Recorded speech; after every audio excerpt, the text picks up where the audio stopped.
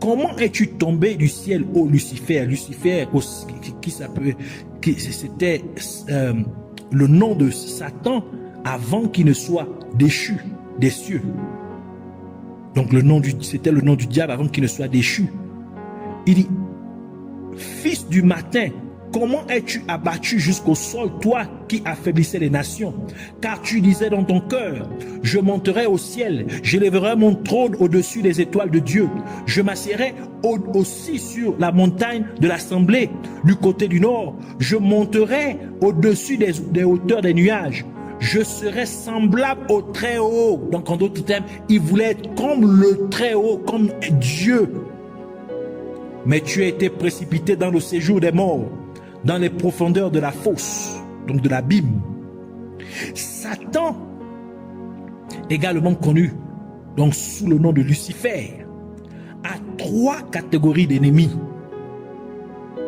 La femme, première catégorie, c'est la femme, car c'est la femme qui a donné naissance à Jésus-Christ, qui est venu détruire l'œuvre des ténèbres, comme le livre de 1 Jean le déclare, 1 Jean chapitre 3 verset 8 qui dit, c'est dans ce but que le Fils de Dieu a été manifesté, afin de détruire les œuvres du diable, dans la deuxième partie du verset. Et c'est aussi la femme qui continue à donner naissance à des serviteurs de Dieu, ceux donc qui continuent à détruire les œuvres du diable, les œuvres des ténèbres. Il faut noter que la femme est plus combattue que l'homme dans le monde entier. Regardez, quand vous même ouvrez seulement la télévision, vous allez voir, femme est toujours dénudée, toujours à moitié nue, ou allez vous balader, vous allez voir que la femme est plus combattue que l'homme. Dans le jardin d'Éden, qui a été attaqué, ce n'est pas Adam, mais c'était Ève, la femme. Apocalypse chapitre 12, verset 3 à 16 dit, et il apparut une autre merveille dans le ciel, et voici un grand dragon rouge, ayant 7 têtes et 10 cornes, et 7 couronnes sur ses têtes. Et sa queue attira le tiers des étoiles du ciel, et les jeta sur la terre. Et le dragon se tint devant la femme qui était prête à accoucher, pour dévorer son enfant dès qu'il serait né. Et elle enfanta un enfant mâle, qui devait gouverner toutes les nations avec une verge de fer, et son enfant fut enlevé vers Dieu et vers son trône. Et la femme s'enfuit dans le désert, où elle avait un lieu préparé par Dieu, afin qu'elle y fût nourrie pendant 1260 jours. Et il y eut guerre dans le ciel. Michel et ses anges combattirent contre le dragon. Le dragon et ses anges combattirent, mais ils ne furent pas les plus forts. Et leur place ne fut plus trouvée dans le ciel. Et le grand dragon fut précipité, ce serpent ancien, appelé le diable et Satan, qui séduit toute la terre. Il fut précipité sur la terre, et ses anges furent précipités avec lui. Et j'entendis dans le ciel une voix forte qui disait, maintenant le salut est arrivé, et la puissance et le règne de notre Dieu, et l'autorité de son Christ. Car il a été précipité l'accusateur de nos frères, celui qui les accusait devant notre Dieu jour et nuit. Ils l'ont vaincu à cause du sang de l'agneau et à cause de la parole de leur témoignage. Et ils n'ont pas aimé leur vie jusqu'à craindre la mort. C'est pourquoi réjouissez-vous cieux et vous qui y habitez, malheur aux habitants de la terre et de la mer, car le diable est descendu vers vous avec une grande colère parce qu'il sait qu'il n'a que peu de temps. Et quand le dragon vit qu'il était jeté sur la terre, il persécuta la femme qui avait enfanté l'enfant mâle, et les deux ailes du grand aigle furent données à la femme afin qu'elle s'envolât au désert vers son lieu où elle est nourrie un temps et des temps et la moitié d'un temps, loin de la face du serpent et de sa bouche. Le serpent lança de l'eau comme un fleuve derrière la femme, afin de l'entraîner par le fleuve. Et la terre secourut la femme, et la femme ouvrit la bouche, et la terre ouvrit sa bouche, et engloutit le fleuve que le dragon lança de sa bouche. Donc nous voyons ici que la femme, le dragon, qui est le diable, Satan, Lucifer, s'en prend à la femme. Donc il en veut à la femme à cause de l'enfant qu'elle a enfanté, qui est Jésus-Christ. Donc, la deuxième catégorie des personnes que Satan tient pour ennemis après la femme, c'est toute personne qui garde les commandements de Dieu et qui préserve le témoignage de Jésus-Christ, donc qui marche selon la parole de Dieu et qui proclame Jésus-Christ. Donc tous ceux qui ont donné leur vie à Jésus-Christ. Apocalypse chapitre 12 verset 17 qui dit: et le dragon, parle de Satan, Lucifer, le diable, fut irrité contre la femme. Et il s'en alla faire la guerre au reste de sa postérité, à ceux qui gardent les commandements de Dieu et qui ont le témoignage de Jésus-Christ. La troisième catégorie des ennemis de Satan sont toutes personnes nées d'une femme. Comme nous venons de lire, que Satan allait faire la guerre contre la postérité de la femme. Or, toute personne est née d'une femme. Y compris aussi les sorciers, les féticheurs, les marabouts, les occultistes, les agents humains des ténèbres. Ils sont aussi nés d'une femme. Donc, pour dire que ceux qui pensent servir Satan, ceux qui pensent que Satan est leur ami, en vérité, Satan les tient pour ennemis. Il attend le moment opportun pour les détruire. Donc, puisque eux aussi sont nés d'une femme, donc Satan tient les sorciers aussi pour ennemis. Donc, tout être humain, Satan les tient pour ennemis. Satan veut initier les gens à l'art de tuer, qui est son domaine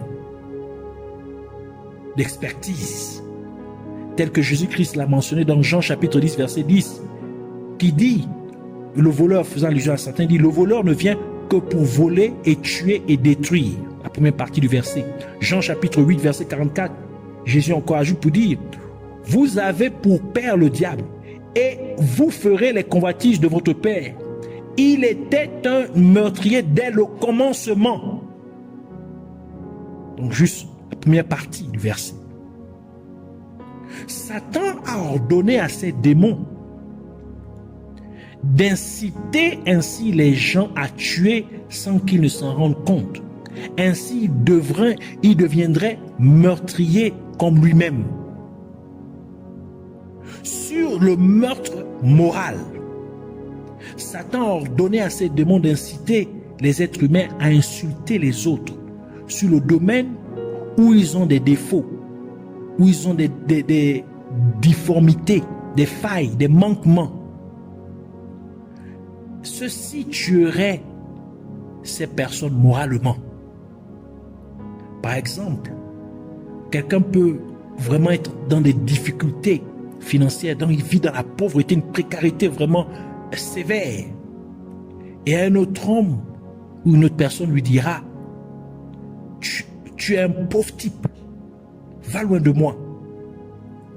À une telle personne à qui on dit de telles choses, cela tuerait la personne moralement.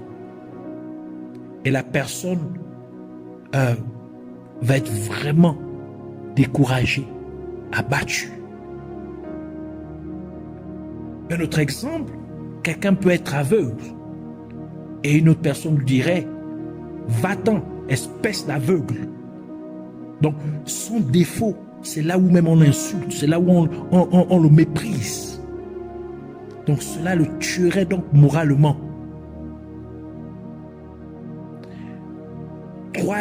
L'autre manière de tuer les gens moralement, c'est se moquer de la faiblesse de la personne ou de son infirmité. Proverbe chapitre 17, verset 5 qui dit: qui se moque du pauvre blâme son créateur, et celui qui se réjouit des calamités ne sera pas impuni. Par exemple, les gens se sont moqués de Jésus-Christ quand il était battu, quand il fut battu, et ensuite quand il fut crucifié sur la croix. Jean chapitre 19, verset 1 à 3 qui dit: alors Pilate prit Jésus et le fit fouetter, et les soldats placèrent une couronne d'épines et la mirent sur sa tête, et ils lui mirent une robe de pourpre et dirent: salut, roi des Juifs, et ils le frappèrent de leurs mains. Donc en d'autres termes, ils se moquèrent de lui. Marc chapitre 15, verset 25 à 32. Et c'était la 3e heure, et ils le crucifièrent, et la souscription de son accusation fut écrite: le roi des Juifs. Et avec lui, ils crucifièrent 2 voleurs, l'un à sa droite et l'autre à sa gauche. Et s'accomplit l'écriture qui dit: il fut compté parmi les transgresseurs. Et ceux qui passaient l'insultaient en hochant la tête et disant: ah, toi qui détruis le temple et le rebâtis en 3 jours, sauve-toi toi-même et descends de la croix. De même aussi les principaux sacrificateurs, se moquant de lui entre eux avec les scribes, dirent: il en a sauvé d'autres et il ne peut se sauver lui-même. Que le Christ, roi d'Israël, descende maintenant de la croix, afin que nous puissions voir et croire. Et ceux qui ont été crucifiés avec lui l'ont injurié. Donc comprenez aussi que Jésus fut moqué pour les douleurs auxquelles il traversait.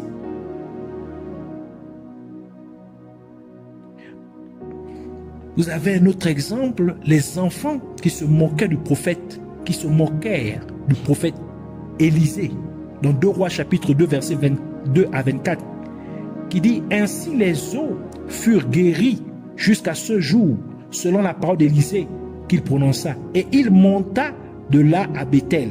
Et comme il montait par le chemin, des petits enfants sortirent de la ville et se moquèrent de lui et lui dirent: monte, tête chauve, monte, tête chauve. Et il se retourna pour les regarder et il les maudit au nom de l'Éternel. Alors 2 ours sortirent de la forêt et déchirèrent 42 de ses enfants. Donc les enfants se moquèrent du fait que Élisée était chauve. Donc ils se moquèrent de sa faiblesse, de son infirmité, le fait qu'il n'avait pas de cheveux au milieu de sa tête. Deuxième manière de tuer, c'est la colère. 1 Jean chapitre 3 verset 15 qui dit: quiconque hait son frère est un meurtrier. Et vous savez qu'aucun meurtrier n'a en lui la vie éternelle. Matthieu chapitre 5 verset 21-22 qui dit: vous avez entendu qu'il a été dit par eux autrefois: tu ne tueras pas, et quiconque tuera sera en danger du jugement. Mais je vous dis que quiconque est en colère contre son frère sans cause sera en danger du jugement. Et quiconque dira à son frère Raka sera punissable par le conseil. Mais quiconque dira toi insensé sera en danger de feu de l'enfer. Vous avez le cas de Caïn qui s'est fâché et a fini par tuer son frère Abel. Genèse chapitre 4 verset 6 à 8 qui dit: et l'Éternel dit à Caïn: pourquoi es-tu furieux et pourquoi ton visage est-il abattu? Certainement si tu agis bien, tu relèveras ton visage, et si tu agis mal, le péché se couche à la porte et ses désirs se portent vers toi. Mais toi, domine sur lui. Et Caïn parla avec Abel son frère, et il arriva quand ils furent au champ que Caïn se leva contre son frère, contre Abel son frère, et le tua à cause de la colère, à cause de la haine.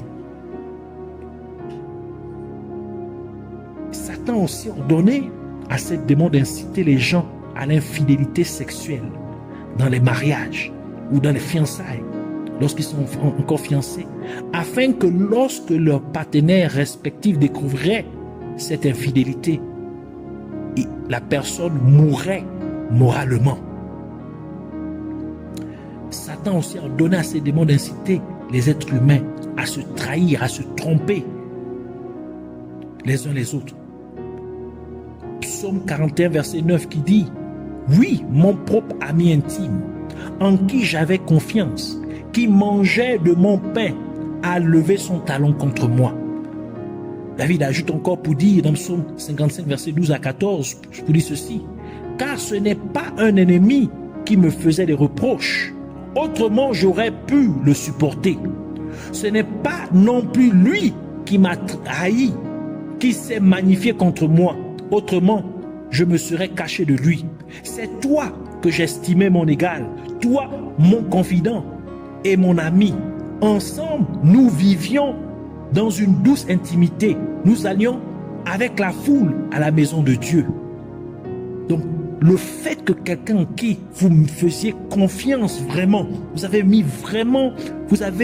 vraiment donné de l'estime, vous partagez vos secrets, cette personne qui vous trahit, ça va vous blesser vraiment. Et spirituellement, moralement, vous serez mort. Notez que aux yeux de Satan, celui qui tue moralement quelqu'un, c'est un meurtrier. Et celui qui a été tué moralement est une victime. Sur le meurtre physique, Satan a ordonné à ses démons d'orchestrer des meurtres physiques au moyen des armes à feu. Et ainsi aussi en provoquant des guerres en tout temps. Autre moyen de provoquer la mort physique, c'est par l'empoisonnement, par les sacrifices, au moyen de la sorcellerie et des avortements intentionnels. C'est pourquoi toutes les lois que vous voyez où on légalise l'avortement, ce sont des stratégies du royaume des ténèbres. Vous voyez il y a beaucoup d'empoisonnement qui se passe, surtout dans le milieu politique. Ce sont des stratégies du royaume des ténèbres. Sur le meurtre spirituel, Satan a ordonné aux démons d'inciter les dirigeants des églises à désorienter les âmes, en particulier les bébés spirituels, c'est-à-dire les nouveaux convertis, par le biais de faux mentorat ou de mentorship, en donnant à ces personnes un enseignement qui ne fait pas grandir. L'enseignement qui n'amène pas la personne à s'épanouir spirituellement, à s'émanciper dans sa foi, donc à grandir dans sa foi et à intensifier sa relation avec Dieu. Cela ferait dévier la personne de sa foi et la personne finirait par mourir spirituellement, donc à renier sa foi, rétrograder dans sa foi. Jérémie chapitre 2 verset 8 qui dit: les sacrificateurs ne dirent pas où est l'Éternel, et ceux qui appliquent la loi ne me connaissaient pas. Les pasteurs aussi ont transgressé contre moi, et les prophètes ont prophétisé par Baal et ont marché après des choses qui ne profitent pas.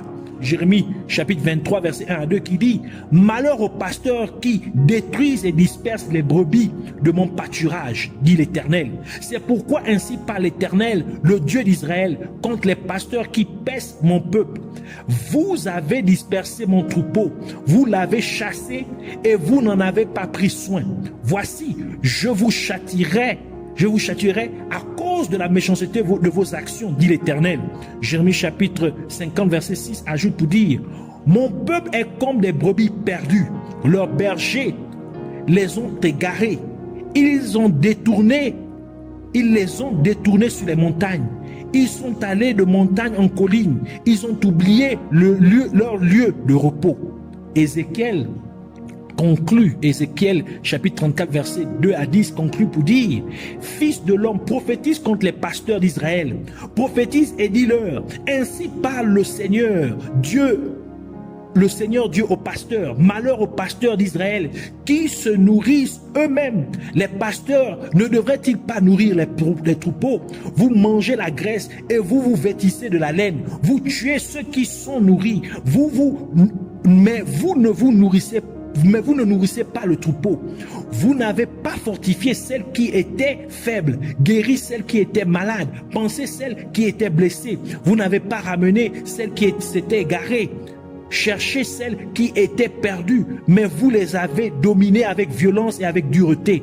Et elles furent dispersées parce qu'il n'y a pas de pasteur. Et elles devinrent de la viande de toutes les bêtes des champs. Quand elles furent dispersées, mes brebis erraient à travers toutes les montagnes et sur toutes les hautes collines. Oui, mon troupeau était dispersé sur toute la surface de la terre. Et il n'y a eu personne qui les chercha. Et il n'y a eu personne qui s'en enquit. C'est pourquoi, pasteur, écoutez la parole de l'Éternel. Comme je vis, dit le Seigneur Dieu, certainement parce que mon troupeau est devenu une proie et mon troupeau est devenu la viande de toutes les bêtes des champs, parce qu'il n'y avait pas de pasteur et mes pasteurs n'ont pas cherché mon troupeau, mais les pasteurs se sont nourris et n'ont pas nourri mon troupeau. C'est pourquoi, ô pasteur, écoutez la parole de l'Éternel. Ainsi parle le Seigneur Dieu. Voici, je suis contre les pasteurs et j'exigerai mon troupeau de leurs mains et leur ferai cesser de perdre le troupeau. Les pasteurs non plus ne se nourriront plus, car je délivrerai mon troupeau de leur bouche, afin qu'ils ne soient pas leur pâture. Satan a ordonné aux démons d'inciter les chrétiens à avoir des attitudes et des comportements qui font reculer les autres chrétiens dans leur foi. Par conséquent, ils mourraient spirituellement. Par exemple, quelqu'un peut être impliqué dans le groupe de louanges, de chantes, et pourtant, il a des relations sexuelles récurrentes avec d'autres membres de l'église. Cela entraînerait que d'autres membres de l'église s'impliquent également dans de telles relations, dans des relations sexuelles, et où ils pourraient simplement être découragés dans leur foi. Et à cause de cela, ils décideraient de ne plus aller à l'église. Et ils finiront par reculer dans leur foi. Ainsi, de telles personnes auraient été tuées spirituellement. C'est pourquoi Dieu parle dans ces derniers temps et dit, laisse mon peuple partir. Il parle aux forces des ténèbres. Parce que beaucoup de gens étaient victimes et sont continués à être victimes de ces stratégies du monde des ténèbres, de ces stratégies de Satan. Et Dieu dit maintenant, il parle maintenant à Satan, il parle aux anges déchus, il parle aux puissances des ténèbres et dit, laisse mon peuple partir. Afin que le peuple de Dieu puisse maintenant servir Dieu en vérité et en esprit. Que le peuple de Dieu puisse marcher maintenant dans une vie de sanctification, afin qu'il soit prêt pour l'enlèvement, pour le retour de Jésus-Christ. Alors c'est pourquoi nous voulons prier, premièrement pour remercier Dieu pour sa parole. Nous voulons prier aussi pour que les gens et leur famille acceptent vraiment Jésus-Christ comme leur Seigneur, comme leur Sauveur et Seigneur, et qu'ils fassent de Jésus-Christ la première priorité dans leur famille, dans leur vie, afin qu'ils soient libérés des puissances des ténèbres et que les malédictions générationnelles soient complètement brisées dans leur famille et dans leur vie, et que l'entité démoniaque qui a dominé, régné sur la famille d'une génération à l'autre soit totalement déracinée, neutralisée. Nous voulons prier et demander à Dieu, au nom de Jésus-Christ, d'inciter les gens à avoir de la compassion pour les faiblesses ou les défauts des autres et à s'aider les uns les autres à surmonter leurs faiblesses. Nous voulons prier au nom de Jésus-Christ pour demander à Dieu de neutraliser tous les démons qui sont déployés pour amener les gens à faire des guerres et à commettre de tout type de meurtre. Que ces démons soient liés, chassés dans les gouffres de l'enfer. Nous voulons aussi prier pour que les croyants, surtout pour les femmes en général, et plus précisément les femmes croyantes, afin que Dieu les protège contre toutes les ruses de l'ennemi qui leur sont tendues. Nous voulons prier pour que les femmes chrétiennes au nom de Jésus-Christ, afin qu'elles puissent, que Dieu puisse les protéger, afin qu'elles ne soient pas utilisées par le royaume des ténèbres pour entraver la bonne marche des églises locales respectives. Nous voulons aussi prier pour que Dieu puisse protéger tous les croyants, tous les chrétiens en général, de toutes les attaques du monde des ténèbres. Et enfin, nous voulons prier pour remercier Dieu de nous avoir écoutés, de nous avoir exaucés. Alors ensemble, joignons notre foi et prions. Père éternel, nous te bénissons, nous te glorifions, nous t'exaltons, nous te louons, nous te louerons, nous te disons vraiment merci pour ce moment. Merci de nous avoir encore parlé en ce moment. Merci Seigneur, oh mon Dieu, de nous avoir révélé tes profondeurs. Nous prions Seigneur, nous implorons ta compassion. Nous implorons que ta main Seigneur, que tu puisses étendre ta main et que tu puisses amener Seigneur les gens à vraiment t'accepter comme Seigneur, amener les familles à t'accepter vraiment comme Seigneur, Sauveur et Seigneur, qu'ils puissent, afin que Seigneur, qu'ils fassent de toi, Seigneur, leur priorité, leur première priorité, Seigneur. Que tu prennes prééminence dans leur vie, dans la famille, dans le foyer, au nom de Jésus. Que la maison des gens, les foyers des gens deviennent, Seigneur, oh mon Dieu, ton tabernacle, deviennent des lieux où tu es honoré et tu es respecté, tu es craint, Seigneur, au nom de Jésus.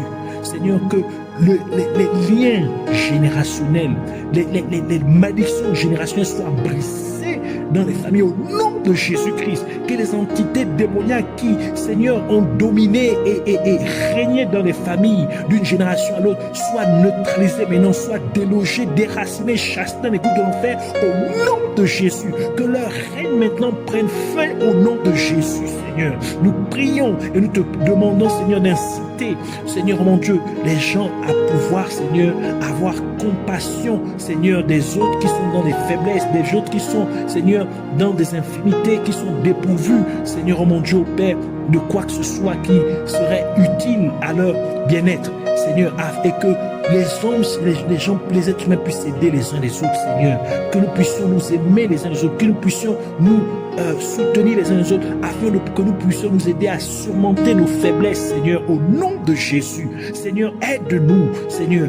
Puisses-tu neutraliser toutes les stratégies qui sont, Seigneur, déployées à amener les êtres humains à s'entretuer, Seigneur, d'une manière, que bien que ce soit de manière morale, que ce soit de manière physique, que ce soit de manière spirituelle, au nom de Jésus. Que toutes ces stratégies soient mises à néant au nom de Jésus.